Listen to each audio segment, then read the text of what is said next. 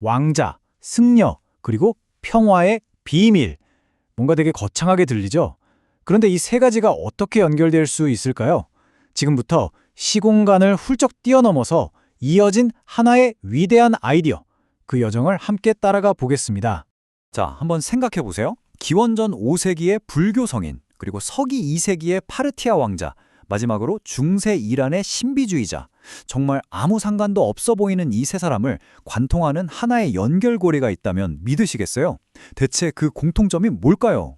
이게 바로 오늘 우리가 풀어나갈 정말 흥미로운 미스터리입니다. 그 실마리는 바로 여기 고대 세계의 중심에 있습니다. 동양과 서양이 만나던 거대한 문명의 교차로 파르티아 제국이죠.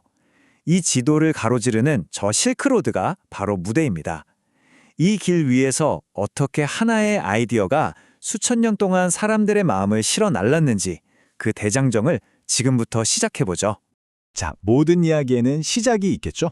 우리 이야기의 뿌리를 찾으려면 시간을 아주 오래전으로, 기원전 인도로 거슬러 올라가야 합니다. 바로 모든 것이 시작된 곳이죠. 우리의 첫 번째 주인공, 수부티를 소개합니다. 원래는 정말 부유한 집안의 자제였는데 모든 걸 버리고 승려가 된 인물이에요. 그가 유명했던 건 바로 다투지 않음, 즉 무쟁의 경지에 도달했기 때문인데요. 이게 그냥 성격이 좋은 차원이 아니라 엄청난 수행을 통해 얻어낸 내면의 완전한 평화 상태였던 거죠. 그럼 수부티는 어떻게 그런 경지에 이르렀을까요? 그 비결이 바로 아나빠나사띠라는 수행법에 있습니다. 이름은 좀 어렵게 들리죠? 근데 사실 본질은 굉장히 간단해요. 그냥 가만히 앉아서 내 숨이 들어오고 나가는 걸 지켜보는 겁니다. 바로 이 단순한 행위가 어떻게 역사를 관통하는 거대한 아이디어의 씨앗이 될 수 있었을까요? 자, 이제 타임머신을 타고 시간을 700년쯤 훌쩍 뛰어넘어 보겠습니다. 무대는 서기 2세기, 파르티아 제국입니다. 인도에서 뿌려졌던 그 작은 씨앗이 바로 이곳에서 완전히 새로운 모습으로 자라나게 되거든요. 당시 파르티아는 말 그대로 문명의 용광로였어요. 서쪽의 로마 제국과 동쪽의 쿠샨 제국을 잇는 다리 역할을 했죠. 그러니까 그리스 철학, 페르시아의 조로아스터교, 인도의 불교 같은 온갖 사상들이 이곳에서 만나고 부딪히고 또 서로 섞이는 정말 역동적인 공간이었던 겁니다. 바로 이런 환경이 고대의 지혜를 완전히 새롭게 진화시키는 최고의 배양지가 된 거죠. 그리고 바로 이 뜨거운 용광로 속에서 두 명의 결정적인 인물이 등장합니다. 이들은 고대의 지혜를 새로운 세상에 전달하는 말 그대로 문명의 번역가 같은 역할을 하게 됩니다. 자, 이 두 사람을 한번 비교해 볼까요? 정말 흥미로운 지점인데요. 먼저 파르티아의 왕자 출신인 안세고. 이 사람은 실천에 집중했어요. 그래서 어떻게 해야 하는가? 이걸 알려준 거죠. 반면에 쿠션 제국 출신의 승려 지루가참은 철학에 집중했습니다. 이 모든 것의 본질은 무엇인가? 라는 근본적인 질문을 던졌죠. 한 명은 실용적인 가이드, 다른 한 명은 심오한 청학. 이렇게 두 갈래의 길을 제시한 겁니다. 그럼 이 두 갈래의 지혜, 즉 실천과 철학이 중국이라는 새로운 땅에서 어떻게 뿌리내렸는지 지금부터 하나씩 자세히 살펴보겠습니다. 먼저 실천의 흐름을 연 안세고부터 볼게요. 이분 원래 파르티아 왕자였는데 그 모든 걸 버리고 머나먼 중국으로 갔어요. 그리고는 아나빠나사띠라는 좀 막연하고 추상적인 개념을 정말 누구나 보고 따라할 수 있는 구체적인 단계별 매뉴얼로 완벽하게 번역해낸 겁니다. 이게 바로 그가 만든 6단계 시스템인데요. 정말 체계적이죠. 첫 단계는 그냥 숨을 세는 거예요. 하나, 둘. 그러다 익숙해지면 숨 전체를 따라가고 그 다음엔 딴 생각으로 새는 마음을 딱 멈추고 거기서 더 나아가 내 호흡을 통해 뭔가를 관찰하고 다시 나 자신에게로 돌아와서 마지막엔 마음을 깨끗하게 정화하는 거죠. 이건 그냥 명상법이 아니라 혼란스러운 마음을 잠재우는 완벽한 지도나 마찬가지였어요. 근데 진짜 소름 돋는 게 뭔지 아세요?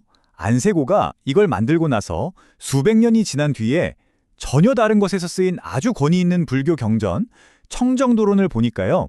거기 나오는 수행체계가 안세고의 6단계랑 거의 똑같은 거예요. 이건 뭘 의미할까요? 그가 이걸 그냥 지어낸 게 아니라 아주 오래된 지혜의 원형을 정말 정확하게 전달했다는 강력한 증거가 되는 거죠. 자, 그럼 이제 다른 한 축으로 가볼까요? 바로 철학의 흐름을 이끈 지루가참입니다. 이분은 어떻게가 아니라 왜에 집중했어요. 수부티가 말했던 그저 다투지 말자는 단순한 가르침을 아주 심오한 우주적 원리, 바로 공이라는 개념으로 발전시킨 겁니다. 공사상. 이게 뭐냐면 결국 왜 우리가 다툴 필요가 없는가에 대한 근본적인 답이에요. 이 세상 모든 것에는 고정불변의 실체가 없다는 거죠. 그러니까 나라고 할 만한 것도 내 것이라고 할 만한 것도 사실은 텅 비어 있다는 겁니다. 그러니 뭘 붙잡고 집착하겠어요. 다툼의 이유 자체가 그냥 사라져버리는 거죠. 정말 엄청난 통찰 아닌가요? 그런데 이 얘기가 여기서 끝이라면 재미없겠죠. 안세고가 중국에 전했던 바로 그 호흡법이 수백 년의 시간을 건너 정말 아무도 예상치 못한 곳에서 다시 메아리처럼 울려 퍼지기 시작합니다. 자, 다시 한번 기억해 봅시다. 안세고가 중국어로 번역한 호흡법의 이름, 바로 안반수회입니다. 뜻은 들숨과 날숨을 통해 마음을 지킨다. 이 단어를 꼭 기억해 두세요. 그리고 정말 놀랍게도 시간이 한참 흘러 중세 페르시아, 즉 지금의 이란 땅에 있던 수피 신비주의자들 사이에서 호시다르담이라는 수행법이 나타납니다. 뜻이 뭐냐면 숨결 속의 자각이에요. 어떠세요? 안반수이랑 정말 소름 돋을 정도로 똑같지 않나요? 이 표를 한번 보세요.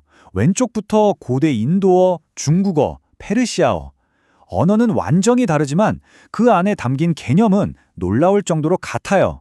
호흡을 알아차리고 마음을 고요히 멈추고 핵심 원리가 그대로 살아 숨쉬고 있는 거죠. 이건 정말 우연이라고는 할 수 없는 너무나 명백한 역사의 연결고리입니다. 철학자 세이에드 호세인 나스르가 남긴 이 말이 이 모든 상황을 한마디로 정리해줍니다. 수피 전통과 불교 전통은 같은 공기를 마신다. 정말 그렇죠. 종교도 문화도 시대도 달랐지만 결국 그들은 같은 지혜의 숨결을 공유하고 있었던 겁니다. 정말 한편의 대서사시 같지 않나요? 아주 오래전 인도 땅에서 심어졌던 작은 평화의 씨앗이 파르티아라는 문명의 용광로에서 자라나서 머나먼 중국 땅에서 화려하게 꽃을 피웠어요. 그런데 놀랍게도 그 향기가 수세기를 돌아 다시 그 씨앗이 거쳐왔던 페르시아 땅의 메아리처럼 되돌아온 겁니다. 그래서 마지막으로 이런 질문을 던져보고 싶습니다. 모든 것이 무너져 내리던 혼란의 시대에 한 고대의 왕자는 다른 어디도 아닌 바로 자기 자신의 숨결 안에서 평화를 찾아냈습니다. 그렇다면 지금 이 시대를 살아가는 우리는 과연 우리의 숨결 속에서 무엇을 찾을 수 있을까요? 한 번쯤 생각해보게 되는 지점인 것 같습니다.